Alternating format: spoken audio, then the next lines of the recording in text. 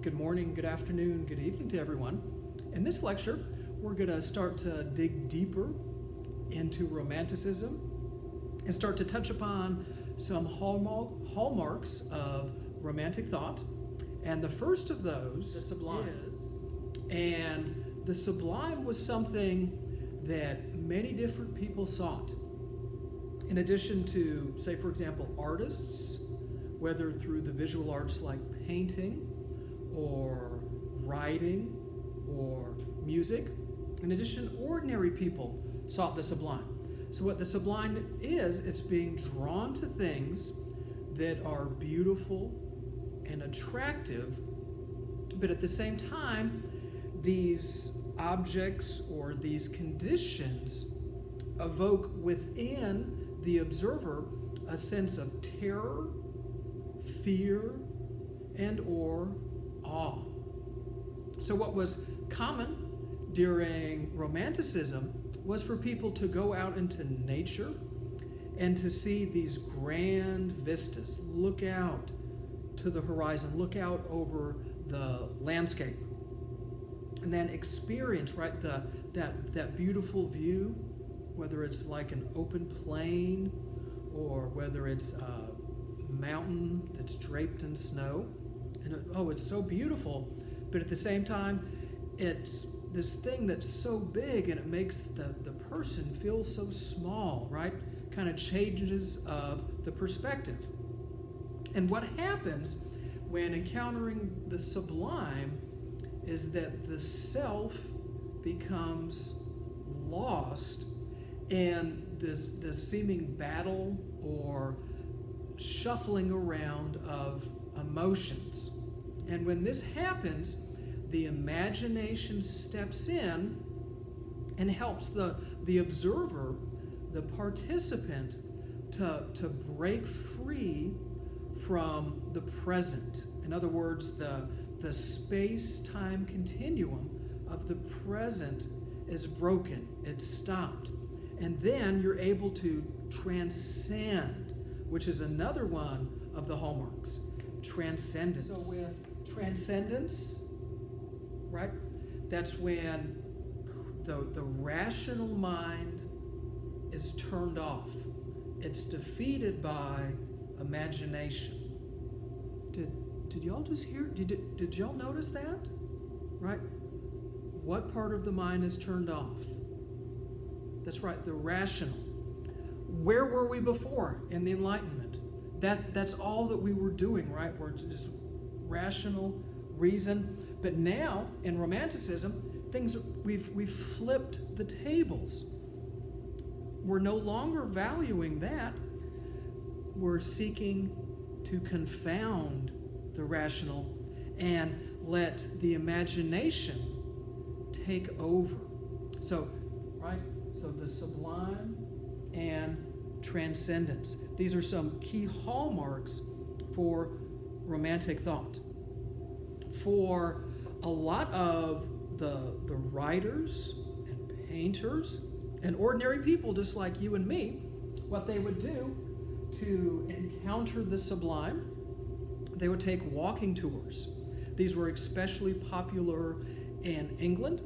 People would just have a schedule, maybe like a weekend or 3 or 4 days, and they would just walk from one small little town to another, making stops along the way, and just taking in the landscape.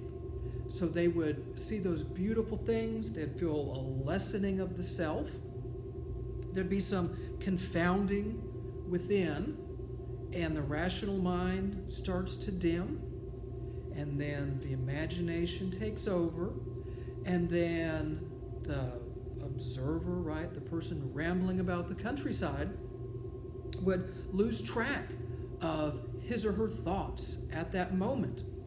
And then they would break free from the present self and experience transcendence. Right? Wow.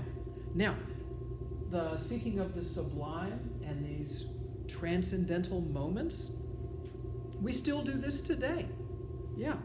A lot of people, this is why a lot of people play music because when you're so into playing your instrument and you're just so in that moment, it's just flow.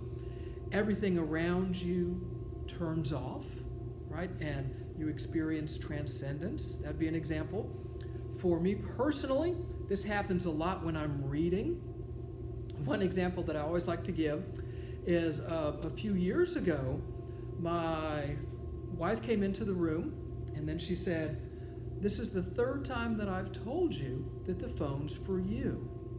And I was sitting there reading, but I wasn't in the room, right? Where was I? I was someplace else. I was in the setting of the book when I was so deeply carried away. A lot of people who are artists, when they're creating that sculpture or painting, they lose track of time. They lose track of what's around them, right? They lose track of the self, and they're just in there, right? Also drugs. This is why a lot of people take drugs, is to break away from the self. So we're seeing all of these different things with these two hallmarks of romanticism. Now, from transcendence, what starts to develop and evolve from this, we get transcendentalism.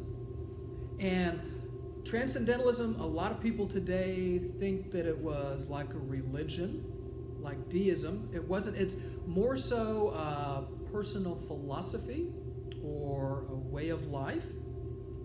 And with transcendentalism, the most important thing is the individual. The individual is the arbitrator of right and wrong, good and evil, what is beautiful. So what happens with transcendentalism is, if you have a dozen people in a room, well, then you have 20 different definitions of goodness. You have 20 different definitions of truth, right? Because everything is dependent upon the individual. And this goes back to transcendence with the dimming of the rational mind, extinguishing of the self through the sublime.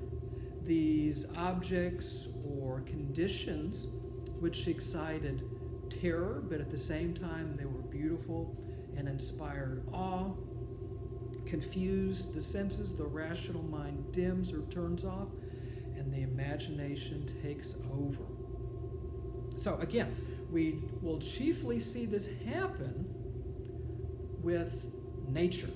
And that's why oftentimes when we encounter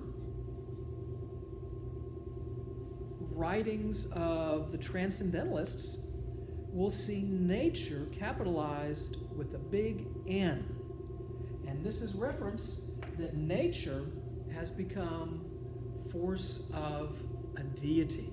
So for the transcendentalists, this is significant.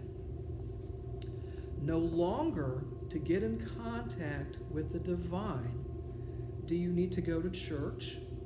Do you need to go and read scripture? Do you need to pray? What do you need to do is you just go out all by yourself for a walk in nature, a long walk. Escape from the crowd. You're all alone. And then we see all of this start to happen. So as we continue our look into romantic literature, we're going to see these hallmarks displayed. So when you're reading, be on the watch. So until we see each other again, be well, do good work, and keep in touch.